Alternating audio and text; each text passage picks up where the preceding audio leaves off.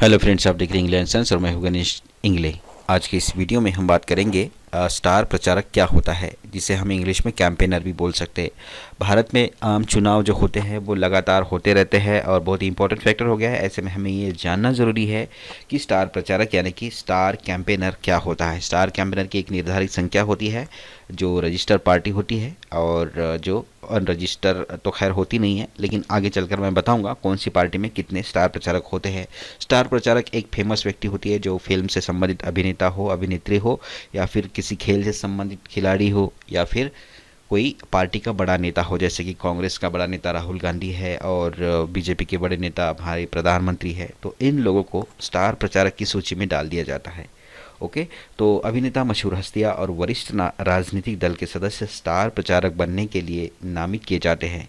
यह इस आधार पर है कि एक लोकप्रिय चेहरा कोई ऐसा व्यक्ति जिसे आम मतदाता तुरंत पहचान सकता है और साथ दे सकता है, उस राजनीतिक दल के लिए अधिक मतों में भाग ले सकता है। चुनाव प्रचार की तारीख से एक स्टार प्रचारकों की सूची मुख्य चुनाव अधिकारी और चुनाव आयोग को भेज दी जाती है। एक स्टार प्रचारक को उन व्यक्तियों के रूप में वर्णित किया जा सकता है जो पार्टियों द्वारा नामित निर्वाचन क्षेत्रों में प्रचार करने के लिए नामांकित है। ये व्यक्ति लगभग सभी मामलों में पार्टी के भीतर प्रमुख और लोकप्रिय चेहरे हैं।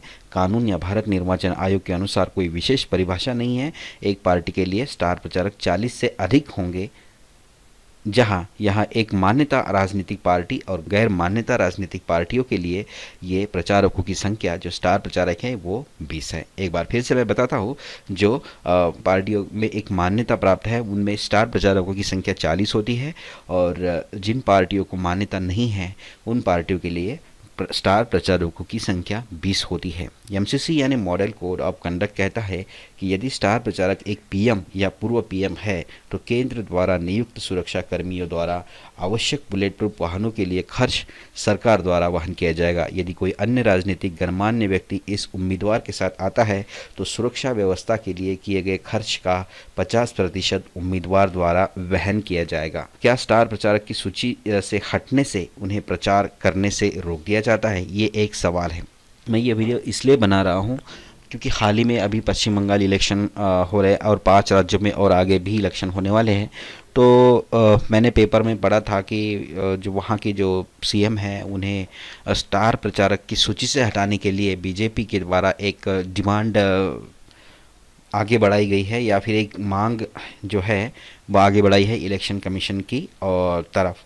क्यों? क्योंकि इलेक्शन वोटिंग के दिन उन्होंने सभाएं ली या फिर धरना दिया, इस तरह से कुछ वो है स्टेटमेंट आए थे। तो इसीलिए उन्होंने मांग की कि इनकी जो स्टार प्रचारक की सूची से इनका नाम हटा दिया जाए।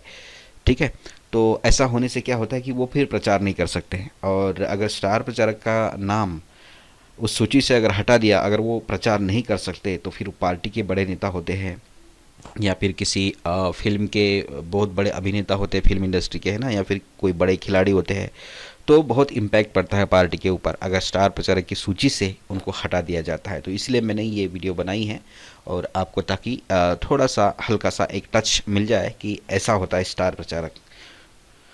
ठीक है, तो उन्हें मांग कर रखे इलेक्शन कमीशन के सामने बीजेपी के द्वारा कि उन्हें हटा दिया जाए स्टार प्रचारक की सूची से, ताकि उस पार्टी का प्रचार पर असर हो सके। अगर ऐसा होता है तो स्टार प्रचारक की सूची से हटने के बाद प्रचार करना वाकई में मुश्किल हो जाता है। तो यही था इस वीडियो में। मिलते हैं नेक्स्ट वीडियो में किसी और इन्फॉर्मेशन के बाद। तब तक के लिए गुड बाय, नमस्कार, टेक केयर।